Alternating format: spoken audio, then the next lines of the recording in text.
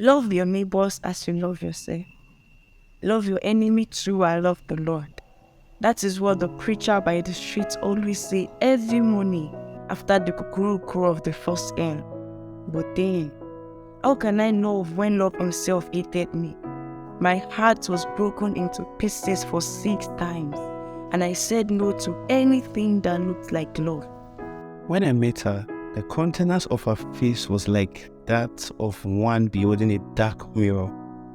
Her heart was filled, and she had bitterness written all over her. Nothing on her would make you want to behold her. Though her face was great, but her heart was bitter. Yet, I didn't stop. I remembered that sunny afternoon. She was coming back from the market.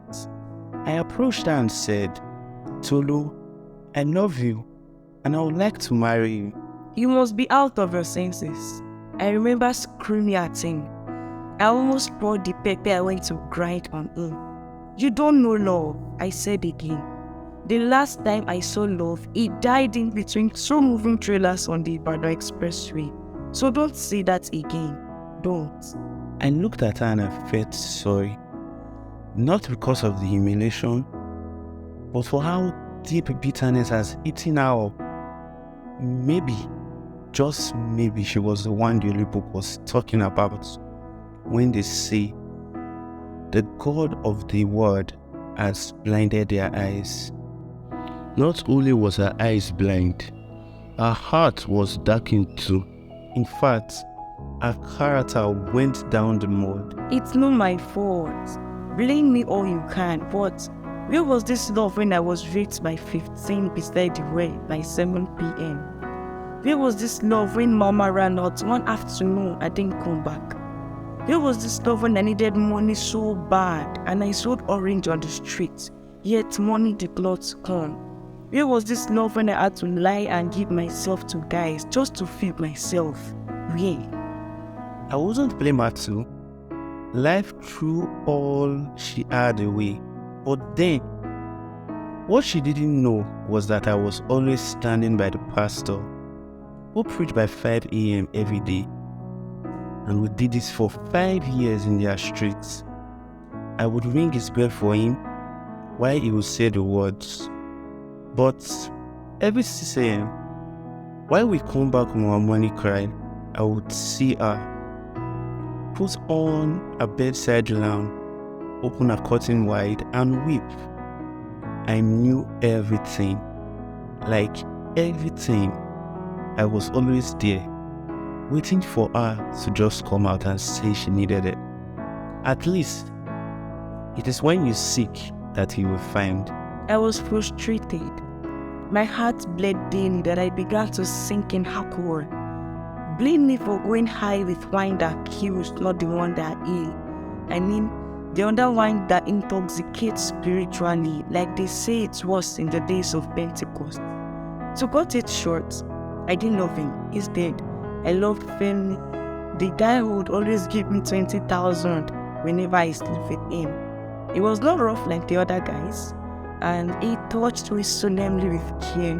By far, he was the cutest of them all and the most loving. Yes, he promised to marry me, and he surely did. Even after I proposed my love to her for 3 years, she still went ahead to marry family. Because she thought life had ended with him, or because life was more than enough with him. Yet, I didn't give up on her. Though it hurt, my heart was broken and it wouldn't heal. It was then I felt the pain Jacob felt when he was giving Leah instead of Rachel. But then I made up my mind. Even if Leah was given to me 4 times, I would wait 28 years to have my Rachel. Then I waited. I kept on ringing the bell for the pastor 5 a.m. every day beside Femi's house. I kept on loving her. Our first night was nothing special since we had been sleeping with each other before. Nothing was so special in my body, nor his again. Then 6 months down the line, he started beating me. calling me names and making me do things I didn't like. It was this time I remember him, the one who gave me peace the world could not offer, the one who loved me when I was too blinded to see it. My tears didn't end in my father's house, it continued in my husband's house, and I wish life could close up on me like the cloud would close up on the wall. I continued my daily morning cry with the pastor. And the sound of the bell made me know he was still there, probably calling for me to answer. But I thought again, even if I go back, what will I give him? This body has been battered and this soul has been sheltered. What would I offer a perfect man like him? He was probably a virgin, and here I was, can't even be compared to a dog, maybe worse than. I waited daily. And I wept daily, thinking that all was over at each breath I took. But then, the day the last straw broke the camel's back was when Femi came in drunk around 5:30 a.m. and he gave me punches on my back from what looked like morning till dark. I could not withstand it again. I ran out of the house, not knowing who to run to, except to the pastor and the beyond man who was always preaching about love.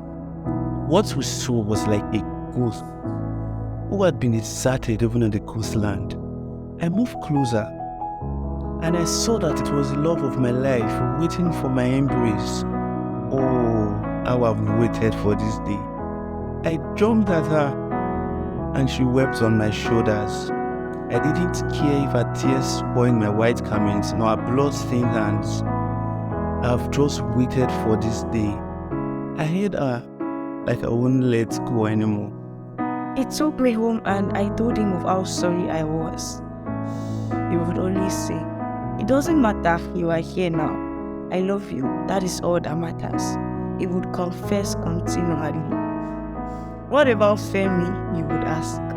Well, since she was with me now, and she confessed her love for me, I went to Femi's house, banged on his door, gave him punches, and he was defeated by me.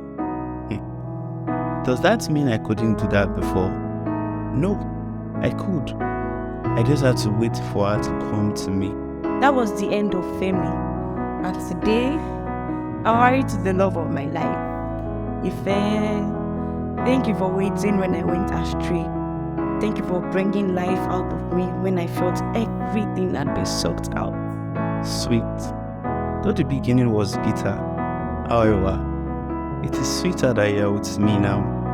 I am willing to fight for you all over again.